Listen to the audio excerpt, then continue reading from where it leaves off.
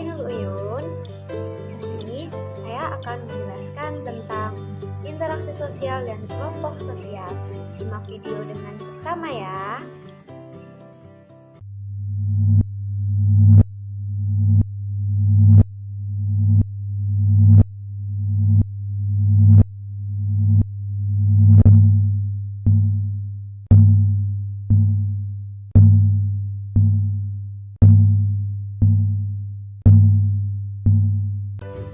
Ada nggak sih di antara kamu yang tidak pernah berbicara dengan orang lain? Semoga tidak ada ya. Kita sebagai makhluk sosial sangat membutuhkan interaksi dengan orang lain. Karena setiap manusia pasti membutuhkan manusia lainnya untuk memenuhi kebutuhan kita sehari-hari. Entah hanya sekedar curhat dengan teman tentang masalah kalian atau hanya sekedar menanyakan kabar saja. Itu sudah bisa disebut interaksi sosial loh.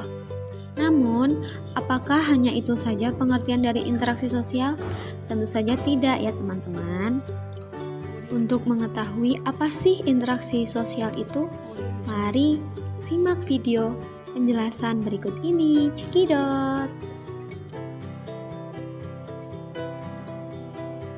Interaksi sosial yaitu hubungan timbal balik yang dinamis antara individu dan individu dengan kelompok ataupun kelompok dengan kelompok, baik dalam kerjasama, persaingan, ataupun pertikaian.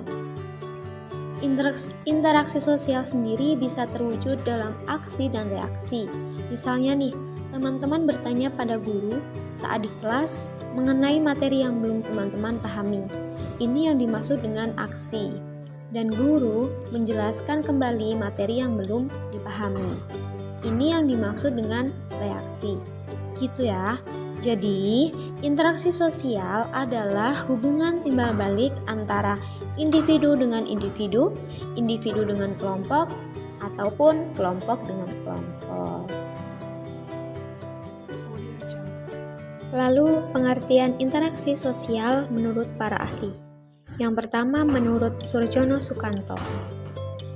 Surjono Sukanto menyatakan bahwa interaksi sosial adalah proses sosial yang berkaitan dengan cara berhubungan antara individu dan kelompok untuk membangun sistem dalam hubungan sosial.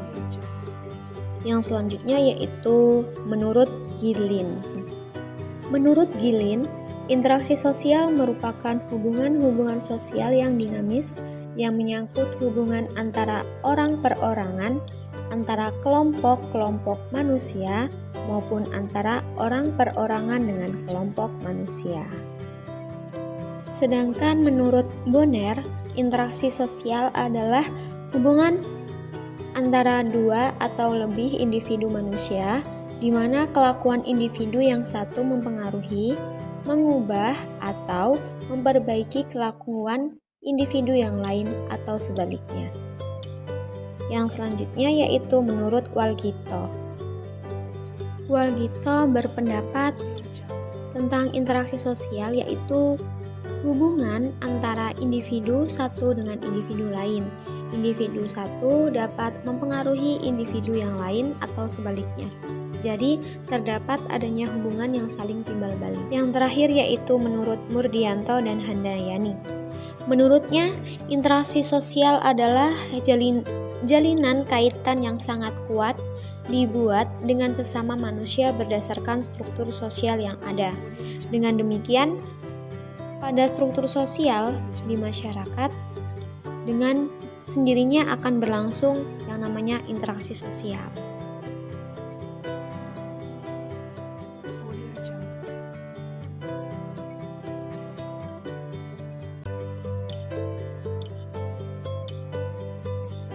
Interaksi sosial mempunyai ciri-ciri sebagai berikut. Simak dengan baik ya. Ciri yang pertama yaitu pelaku harus lebih dari satu orang. Karena dalam interaksi sosial membutuhkan minimal 2 orang. Orang yang pertama yaitu memberikan aksi Dan orang yang kedua yaitu orang yang memberikan reaksi. Jadi, jika tidak terdapat orang yang bicara, maka tidak dapat dikatakan sebagai interaksi. Contohnya, kalian bertanya kepada teman kalian dan teman kalian menjawab. Itulah yang bisa dikatakan dengan interaksi.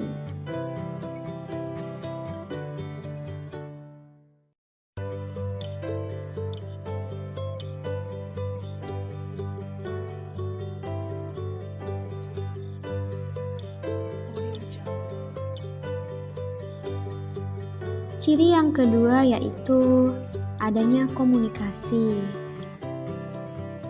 Tentu saja dalam berinteraksi harus terdapat komunikasi atau pesan yang ingin disampaikan. Di dalam komunikasi, pesan yang disampaikan tersebut bisa juga disampaikan melalui simbol-simbol tertentu yang tentu saja harus dimengerti oleh kedua belah pihak. Simbol-simbol tersebut contohnya yaitu ketika kalian bertemu dengan teman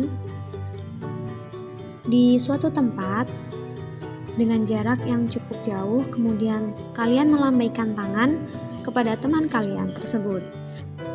Itu sudah bisa dikatakan dengan interaksi sosial dengan melambaikan tangan yang termasuk simbol dari interaksi sosial.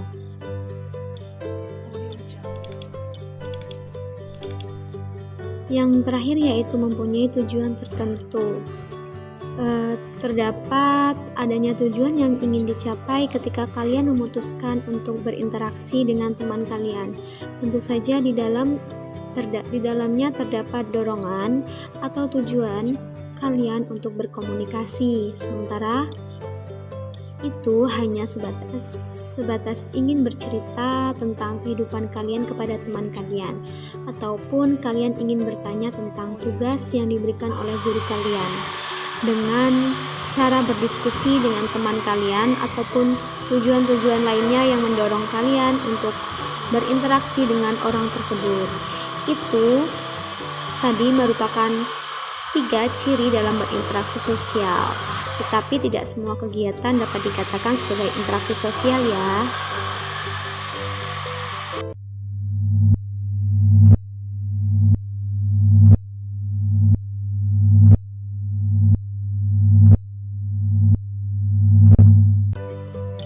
Sebagai manusia, tidak lepas dengan interaksi dalam kegiatan sehari-hari, karena sudah pasti manusia akan membutuhkan seseorang untuk saling bertahan hidup.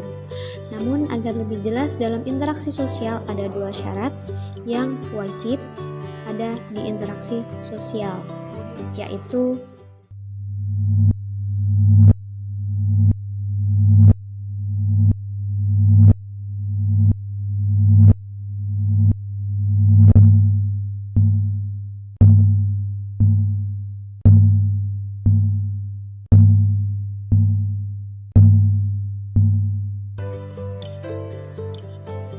yang pertama yaitu kontak sosial.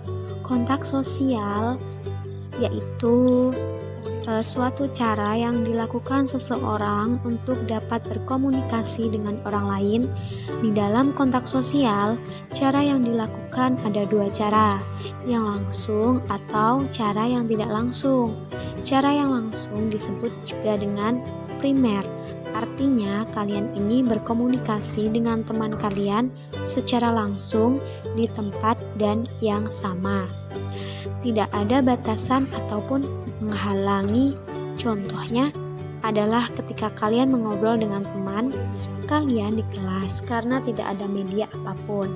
Selanjutnya, interaksi tidak langsung disebut juga dengan sekunder. Komunikasi sekunder dilakukan dengan cara tidak langsung. Kalian berkomunikasi dengan orang lain menggunakan media perantara.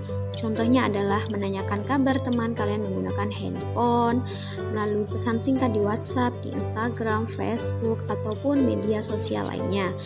Nah, itu tadi merupakan 2 cara dalam berkomunikasi atau dalam berinteraksi sosial.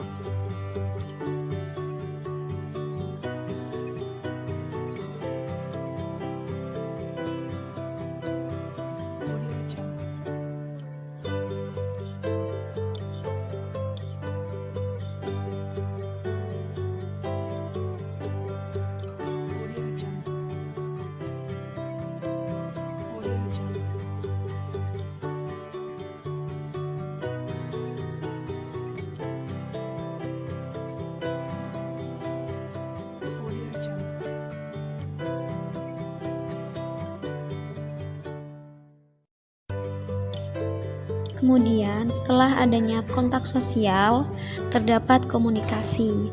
Dalam interaksi sosial, komunikasi merupakan hal yang sangat terpenting dengan maksud adanya saling mengungkapkan perilaku, entah itu dalam berbicara, sikap, bahkan gestur untuk menyampaikan pesan.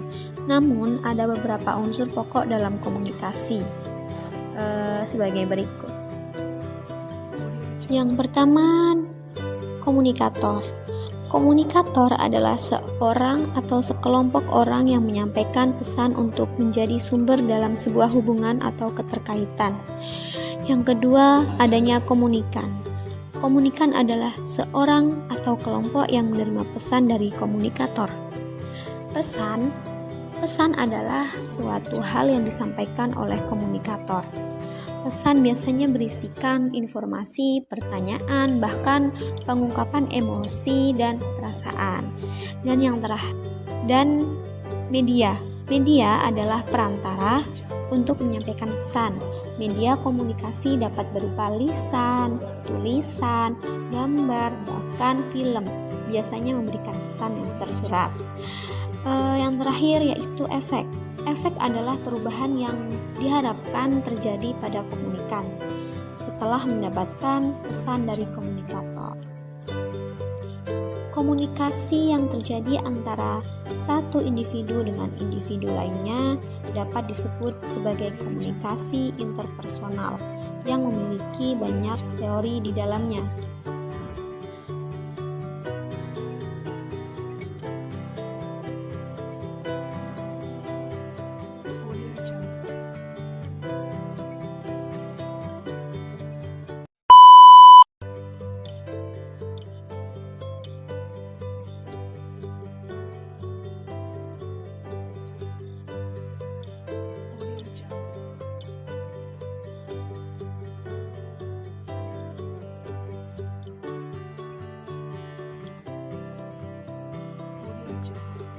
Yang selanjutnya yaitu faktor terbentuknya interaksi sosial.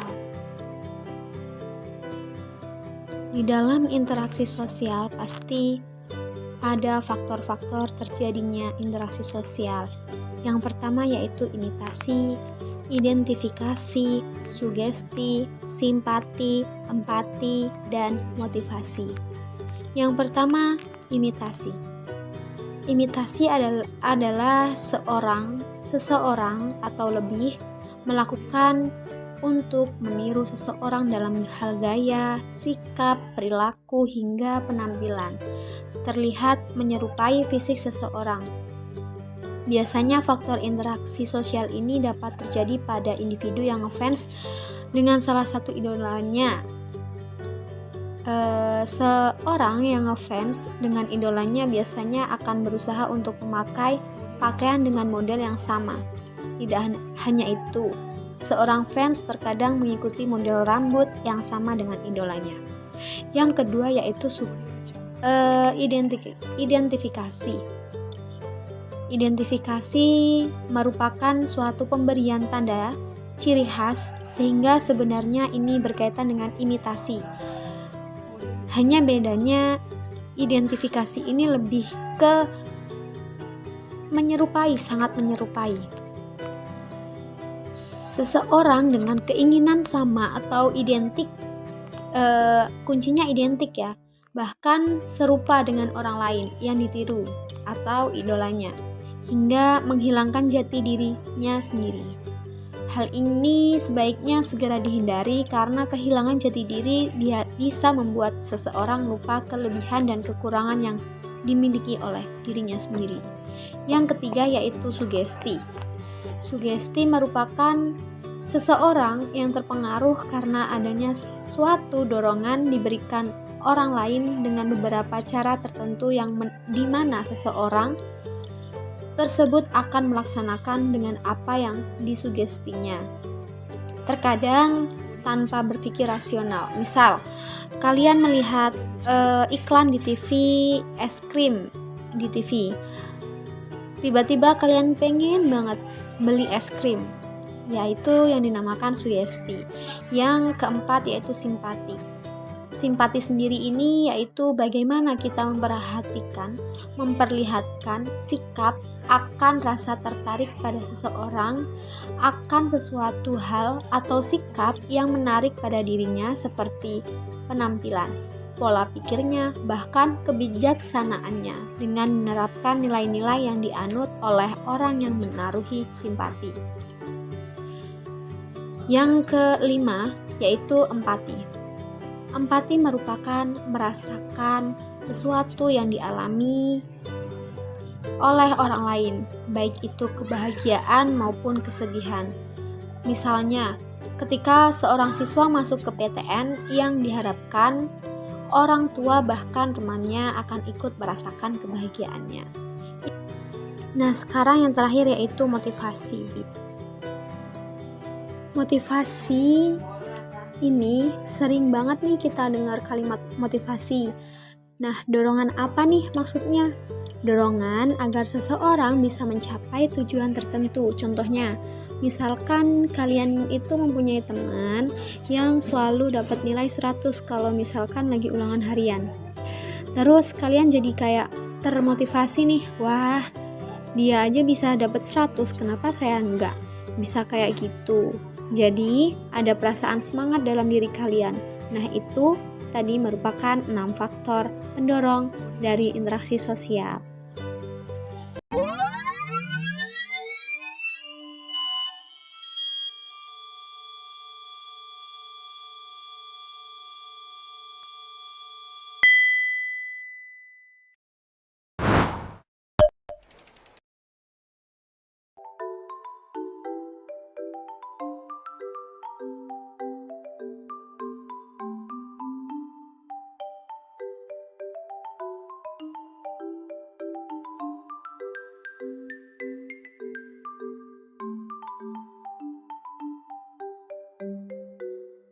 Di dalam interaksi sosial, bentuk interaksi sosial ini ada dua, yaitu bentuk asosiatif dan bentuk disosiatif.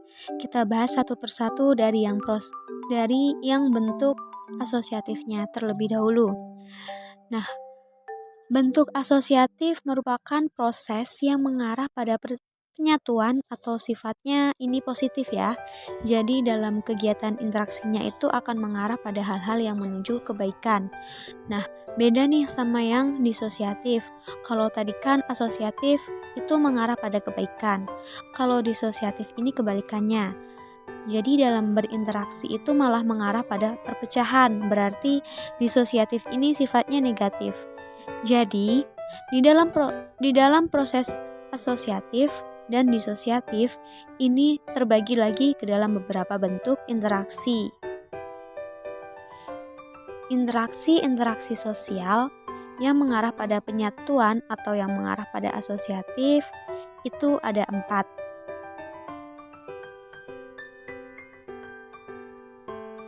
Pertama yaitu kerjasama. Suatu pekerjaan yang dikerjakan oleh sekelompok individu atau saling membantu yang bertujuan mewujudkan kegiatan yang positif. Itulah yang dinamakan kerjasama. Misalnya nih, seperti gotong royong antar tetangga. Yang kedua yaitu akomodasi. Akomodasi di sini merupakan penyesuaian diri seseorang bahkan kelompok manusia yang sebelumnya saling bertentangan supaya mengatasi ketegangan dengan antara pihak yang bertentangan dibutuhkan akomodasi. Tujuannya untuk menciptakan keseimbangan interaksi sosial yang akan berkaitan dengan norma dan nilai-nilai dalam lingkup masyarakat. Yang keempat yaitu akulturasi. Apa sih arti dari akulturasi? Akulturasi adalah penerimaan segala unsur-unsur baru di masa kini menjadi suatu kebudayaan baru tanpa menghilangkan ciri khas atau hal yang berkaitan dengan unsur lama. Perlu digarisbawahi ya, akulturasi itu tidak menghilangkan budaya asli. Yang selanjutnya yaitu asimilasi.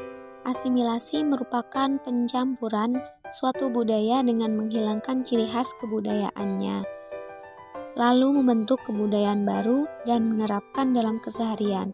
Contohnya, corak rumah di sebagian kota mengkombinasikan dengan corak khas modern seperti arsitektur Eropa. Hampir sama ya dengan akulturasi, bedanya akulturasi tidak menghilangkan budaya lama dan asimilasi menghilangkan budaya lama dengan mengubahnya dengan budaya baru. Begitu ya. Selanjutnya, bentuk interaksi sosial disosiatif, di mana disosiatif merupakan suatu bentuk interaksi sosial yang mengarah ke negatif. Kebalikannya dari asosiatif ya. Disosiatif mempunyai 3 cabang, yaitu persaingan, pertentangan, dan kontravensi. Kita bahas satu persatu kembali. Pertama, persaingan atau yang biasa disebut kompetisi. Pasti sudah tidak asing dengan kata kompetisi. Kompetisi merupakan interaksi sosial untuk saling bersaing secara individu maupun kelompok. Biasanya akan mencari keuntungan di bidang-bidang tertentu tanpa menggunakan ancaman kekerasan. Misalnya nih, seperti pertandingan bulu tangkis Olimpiade 2020, Anthony Ginting melawan Anton Anders. Yang selanjutnya yaitu pertentangan. Konflik adalah sebuah pertentangan atau bisa saja sifatnya terbuka yang biasanya akan menyebabkan pertikaian. Penyebabnya adanya perbedaan argumentasi yang membuat rasa marah hingga benci dan dapat menimbulkan untuk saling menyerang, bahkan melukai seseorang bahkan kelompok. Yang terakhir yaitu kontravensi. Kontravensi adalah upaya seseorang untuk menentang suatu perkara secara tersembunyi supaya tidak terjadi perselisihan.